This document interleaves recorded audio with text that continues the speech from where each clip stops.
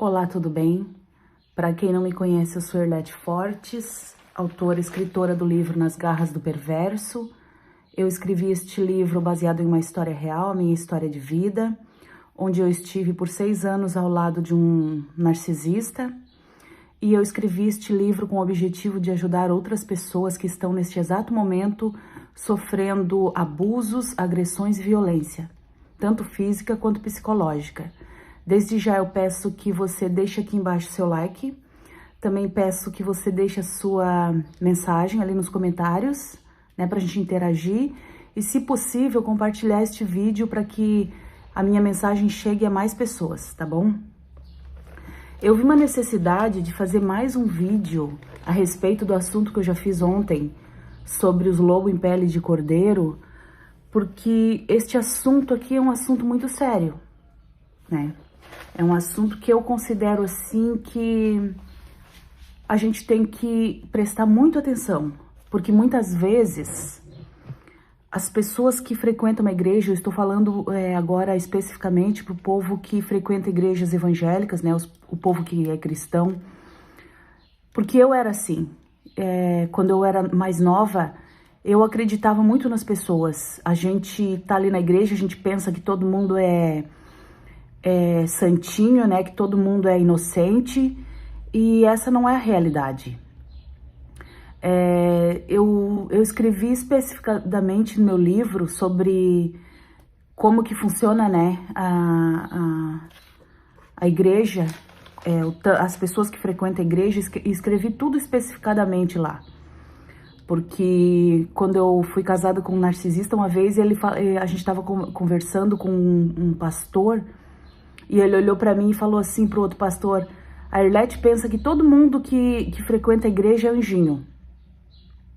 E na verdade não, na verdade tem muito lobo dentro das igrejas, né? Muitas vezes até nos altares das igrejas é o que mais tem, é lobo em pele de ovelha. Então gostaria de falar mais um pouquinho sobre esse assunto, principalmente para as moças, né, que eu já trabalhei, como no outro vídeo eu falei, que eu já trabalhei com jovens, já trabalhei com adolescentes, com crianças, com mulheres.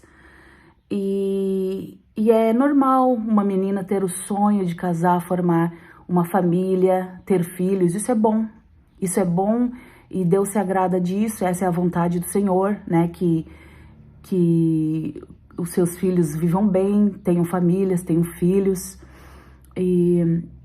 Só que a juventude tem que, como não tem muita experiência, é criado dentro da igreja, não frequenta balada, essas coisas, né, não anda aí numa vida libertina, são mais reservados, onde tem que ter mais sabedoria. E também os pais, né, os pais alertar mais seus filhos, ficar de olho nas suas amizades, nas suas companhias, nos seus namoradinhos. Então, era sobre esse assunto que eu queria falar um pouquinho. Assim, é difícil de falar sobre esse assunto, porque assim, é um assunto delicado, né? Mas assim, ó, eu ao longo da minha vida, esses anos todos que eu estive dentro da igreja, eu me deparei com milhares de situações. E quando eu pastoreei a igreja, muitas pessoas vinham conversar comigo e se abrir sobre esse assunto também. Falando de seus problemas. Então a gente vai pegando experiência, a gente vai pegando a vivência, né, que outras pessoas tiveram, para a gente poder tirar as nossas próprias conclusões. E à luz da Bíblia, ter o entendimento de como agir, de como não deve agir. E o que eu vi, que acontece muito nas igrejas, muitas vezes, quando eu falo aqui para as meninas, eu também falo para os meninos também ficarem, né, esperto. Os meninos que frequentam a igreja desde novinho e têm uma vida dedicada. Uma situação que eu vi, que eu me deparei nas igrejas, que as moças, elas casavam e elas tinham filhos, e muitas vezes os rapazes frequentam a igreja, só que eles são homossexuais. E acabam casando com a menina, talvez por pressão da igreja ou pressão dos pais, pressão da sociedade, ou não tem coragem de se assumirem, né, acabam casando com as meninas da igreja. Misericórdia. Uma menina que é criada na igreja e passa por um trauma desses, casar com um rapaz que depois ser abandonada e ser trocada por outro homem, pelo amor de Deus. Uma menina que é criada na igreja, aliás, ninguém merece isso, né? Ninguém merece ser enganado. Eu acho assim que é muito mais honesto se a pessoa se assumir logo, se a pessoa não namorar ninguém, não namorar uma menina, né? E se quiser escolher essa vida para viver, que vá logo, né? Mas não faça isso com a família de ninguém. É muito triste isso que acontece dentro das igrejas. Eu já vi muitas meninas passar por isso e eu não achei legal. Isso não é honesto, né? Isso não é honesta. Não é honesto. Também as mulheres que vivem doente. Ontem eu falei, até alguém me perguntou assim, Arlete, eu não entendi direito o que tu quis dizer com isso. O que eu quis dizer, gente, é que não é normal a pessoa viver doente, casado ao lado com outro a vida inteira.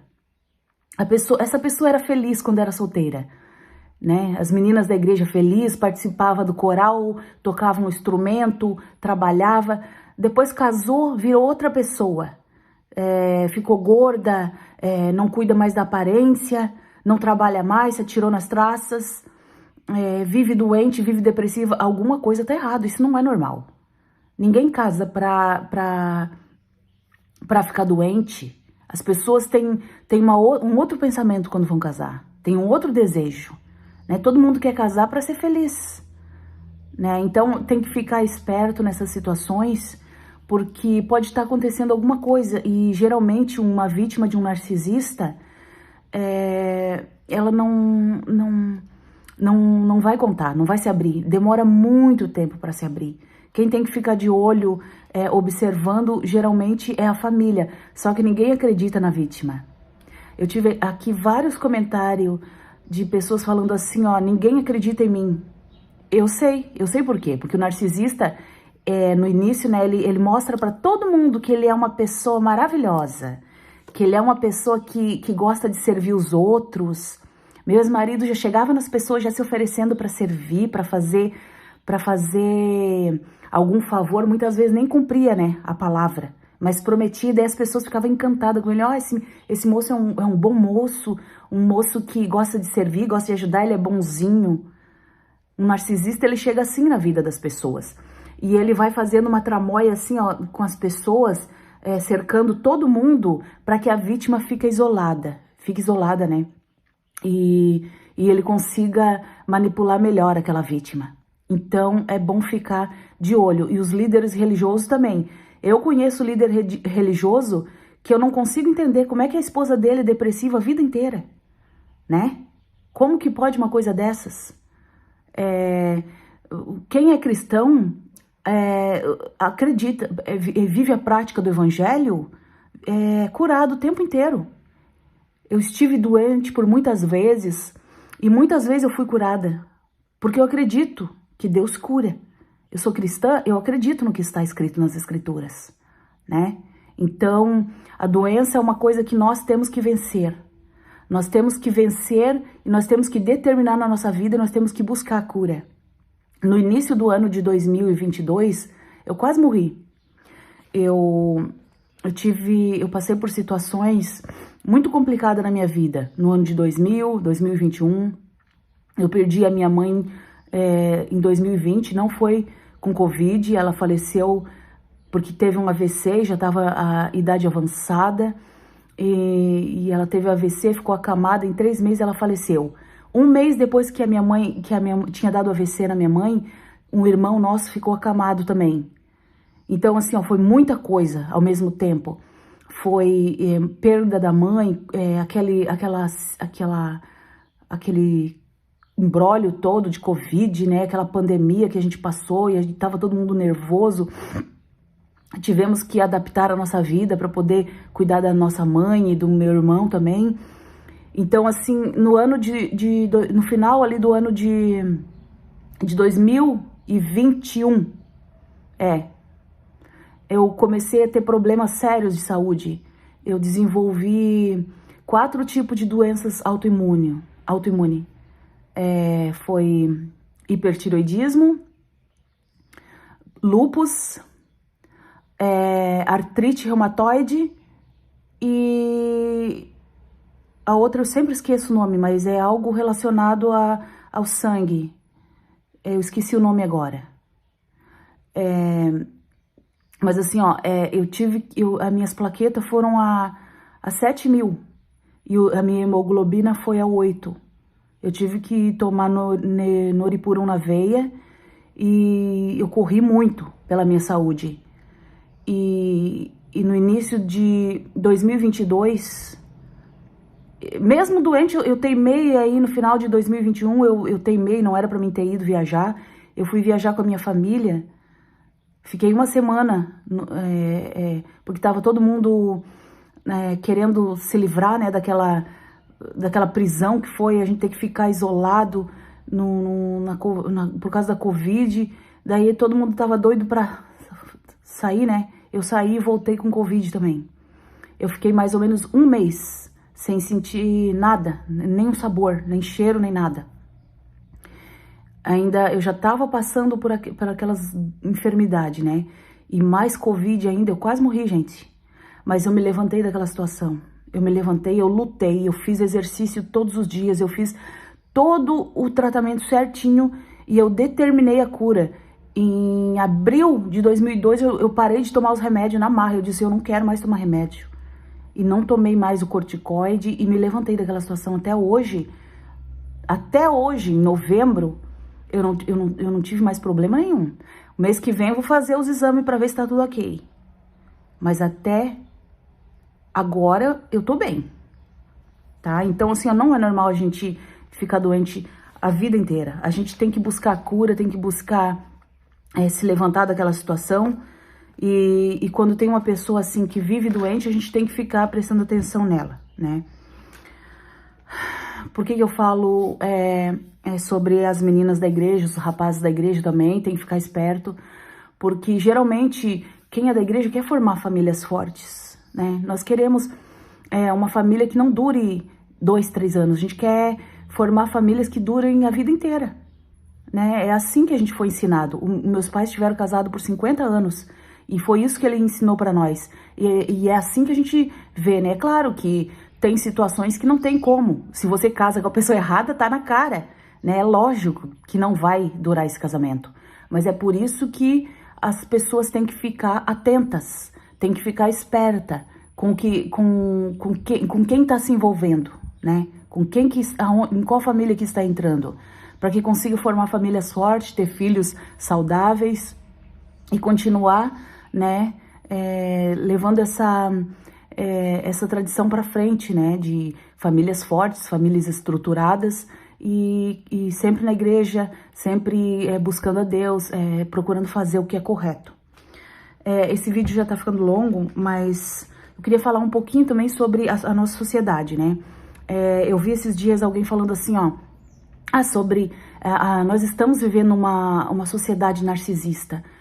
É claro que está escrito nas escrituras que para o fim dos tempos, né, o amor de muitos ia se esfriar. E é o que a gente está vendo, né? Todo mundo só cuidando da sua própria vida, todo mundo cada um por si, ninguém mais pensando no seu próximo, todo mundo só se importando, né, consigo mesmo. Mas isso já é consequência de famílias desestruturadas, né?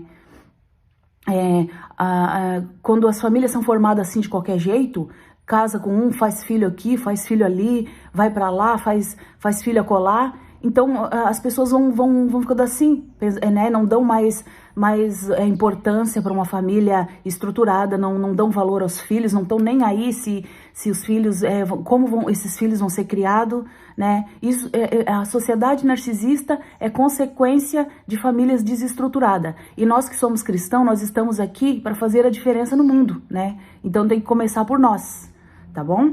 Era sobre isso que eu queria falar hoje, tá? Esse vídeo já ficou longo. Eu agradeço grandemente a audiência de vocês. Muito obrigado pela atenção, pelo carinho que vocês estão tendo comigo, tá?